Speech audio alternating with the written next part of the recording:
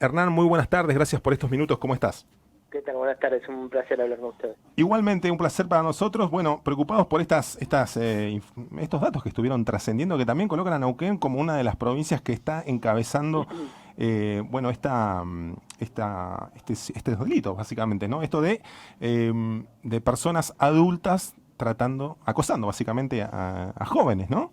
Sí, sí. Contanos un poco, Pu- bueno, la evaluación que hacen de toda esta información ustedes, ¿no?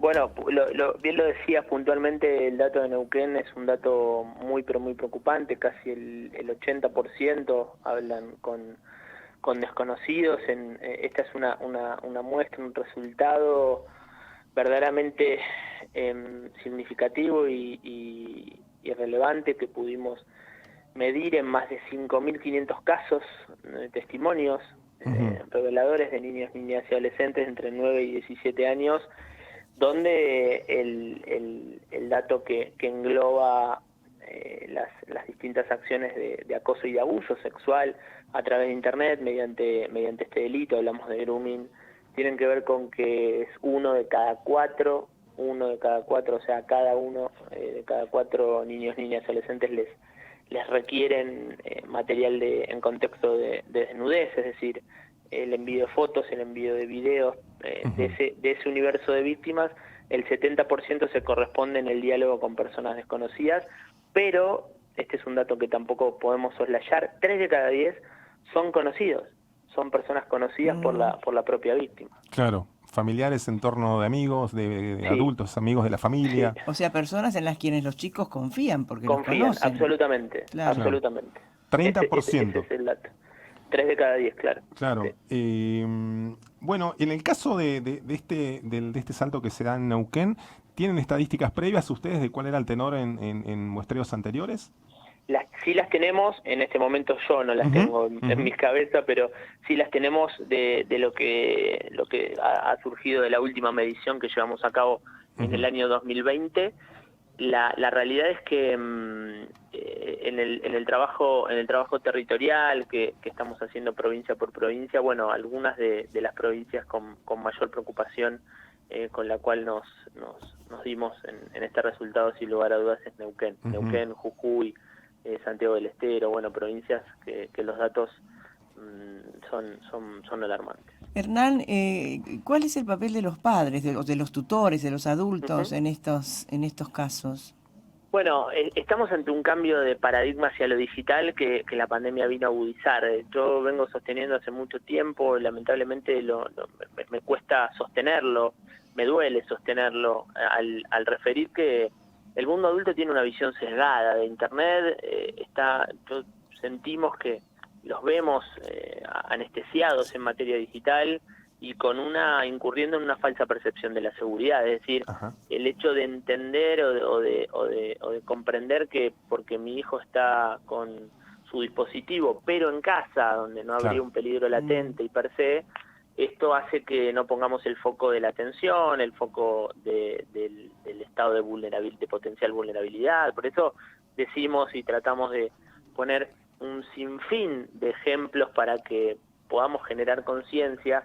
Por ejemplo, cuando un chico ingresa a su habitación y cierra la puerta de su habitación, en Ujú, realidad ingresó a un boliche todos los días, ¿no? claro. Entonces creo que en este punto donde Internet hace que las fronteras desaparezcan, bueno, debemos prestar especial atención a la construcción, al acompañamiento, al diálogo que se genera o que se debería generar en casa y que luego debería migrar hacia la comunidad educativa. Nada de esto pasa, ni en claro. casa ni en la escuela. Claro. Te quería preguntar también por, bueno, variables que tallan en que Neuquén esté encabezando esa estadística. Me imagino que es fruto de una investigación o de una mirada más compleja, pero digo, Ujú. a priori uno diría, bueno, el crecimiento, la pandemia, el crecimiento de la disponibilidad de dispositivos de conexión, de conectividad. ¿Qué más talla en esos factores económicos? Digo, esto de que haya más chicos conectados o directamente tiene que ver con la idiosincrasia o la sociedad neuquina esto. No lo podemos aseverar porque habría que hacer un estudio más sociocultural y un estudio mucho Ujú, más minucioso en cuanto a esa métrica puntual. Lo que sí es vinculante con las métricas que venimos estudiando tiene que ver con cuando analizamos la Patagonia, el factor climático, cuando oscurece más temprano. Esto lo vemos muy claro, por ejemplo, en Tierra del Fuego, ¿no? La mayoría de los chicos y de las chicas ya tiene un teléfono por debajo de los 9 años de edad, que Claro. es la métrica, es la media que pudimos relevar a nivel país, el promedio en el cual un niño o una niña tiene su primer dispositivo móvil arroja los 9 años de edad como promedio en nuestro país. Ujú. Yo ahí considero que hoy los niños se emancipan digitalmente en términos de responsabilidad de sus padres a los 9 años. Bueno, verdaderamente en este punto podría ser una implicancia. La verdad que es un Claro. buen termómetro para en los próximos informes o en informes preliminares al próximo informe podamos ir viendo cuál es el porqué de esa estadística. Claro, Hernán pensaba en estas dificultades que en definitiva pueden ser básicamente determinantes en un caso de acoso de este tipo, en esta mirada que por ahí tenemos los padres de qué es invasión a la privacidad, a la intimidad de un niño, o ponerle a un adolescente, esa etapa tan compleja de tu vida en la que te abren la puerta de la habitación y es motivo de caos. Digo, y qué es básicamente ejercer el rol de padre. Hay herramientas también para, bueno, tener ese tipo de, entre comillas, control o seguridades, ¿no? En ese punto arranco por el final. Dale. Nosotros creemos que el único software de control parental hoy es el diálogo. El diálogo, tal cual. No existe ningún Una software de... No. Claro, no, porque por varias cuestiones, entre las más tal vez significativas diría que un software de control parental que entre paréntesis los chicos y las chicas saben eludir muy bien, cierro ese paréntesis, los padres y las madres descansarían o descansan en una herramienta que no le aporta una efectiva seguridad. Es más, estamos en condiciones de afirmar y esto para que también el mundo adulto se relaje en algún punto y encuentre otros mecanismos de acompañamiento y de supervisión. Desde el momento que le damos un dispositivo a nuestros hijos, desde el momento que tomamos la decisión de que nuestro hijo o que nuestra hija tenga su primer dispositivo propio, desde esa toma de decisión automáticamente perdemos el control. El control desde lo técnico es una utopía, es imposible controlar, más allá de que algunos padres o algunas madres toman como opción esto de quitarle el dispositivo a su hijo, revisarlo. En ese punto, a título personal, yo no, y lo venimos hablando con familias, no compartimos esa mirada. Primero, en el lugar en mi campo, que es la protección de derechos, digamos, invadir la privacidad de un niño o niña adolescente que no es propiedad de papá y mamá, sino que es un sujeto de derecho, es invadir, es avasallar un derecho fundamental y personalísimo como es la intimidad. Algún padre me dirá, bueno, pero ¿qué querés que haga? ¿Cómo querés que...? Bueno, hay un montón de mecanismos para llegar al mismo resultado, donde justamente la prohibición no es el camino, el no justamente no corrige ninguna conducta.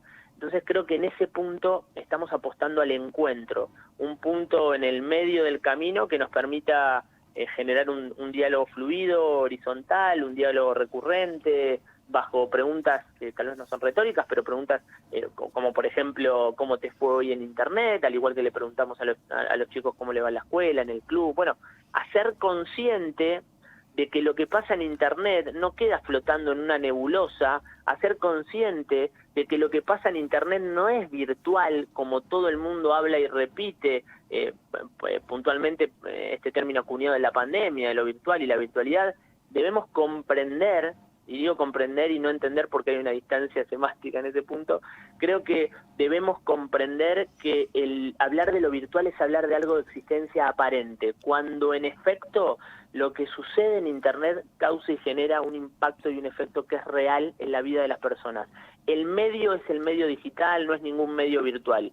El medio es digital, el medio es real, el impacto es real. Estamos hablando de nuevas violencias en distintos espacios, es decir, hablar de grooming hoy en efecto es hablar de la nueva modalidad del abuso sexual hacia las infancias y adolescencias sin contacto físico. Internet no suaviza un impacto, Internet no atenúa una violencia, por eso creo prudente y a la vez demasiado importante que comencemos no solamente a llamar las cosas por su nombre, sino a generar conciencia de que hoy somos todos y todas ciudadanos digitales, de que esta generación de niños, niñas y adolescentes no sabe a lo que se expone en Internet, no puede ni siquiera imaginar el peligro. Nos preocupa esta generación y nos preocupa la transición hacia la generación que viene, que tampoco va a obtener o va a poder tener esta percepción de la mirada. Hernán, es fundamental también que esto no se transforme en un interrogatorio del padre al hijo, sino que se genere en un marco de confianza, ¿no? Para poder hablarlo con absoluta libertad.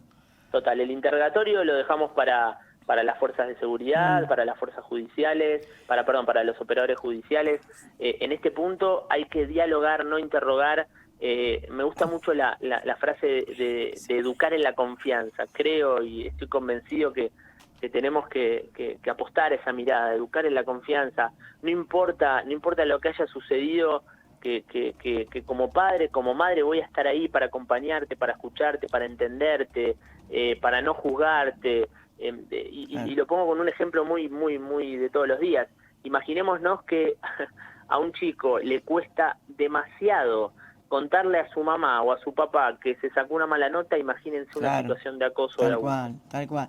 La última, ¿son suficientes las penas que contempla la ley 26.904?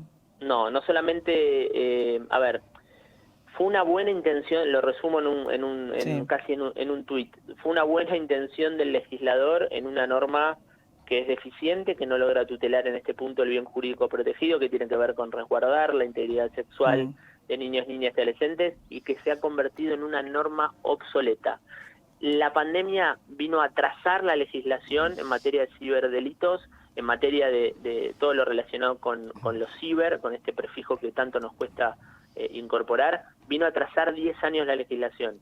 El grooming de por sí tiene una pena, diría, casi simbólica, porque nadie, meramente por grooming, salvo circunstancias procesales caso por caso u otras variables conforme a la conducta puntual, van presos. La mayoría son penas de ejecución condicional, es decir, en suspenso. Necesitamos penas duras que se correspondan con el impacto y con el daño emocional que genera a las víctimas. El grooming, estamos hablando de nuevo, de una nueva modalidad del abuso sexual. En este sentido vemos cómo incluso aquello que el legislador incorporó como normativa en el 2013 nada tiene que ver con lo que pretende hoy el delincuente sexual en el año 2022. El legislador incorporó una conducta para advirtiendo el encuentro personal entre una persona mayor de edad que contacta a través de internet a cualquier niño, niña o adolescente, para evitar ese potencial abuso sexual o ese crimen o alguna variable de producto del encuentro. Ahora, hoy en el año 2022 no es lo que busca el delincuente sexual, lo que pretende es el contenido. La mayoría de las situaciones comienzan y culminan en el mundo de lo digital, no trascienden al encuentro físico.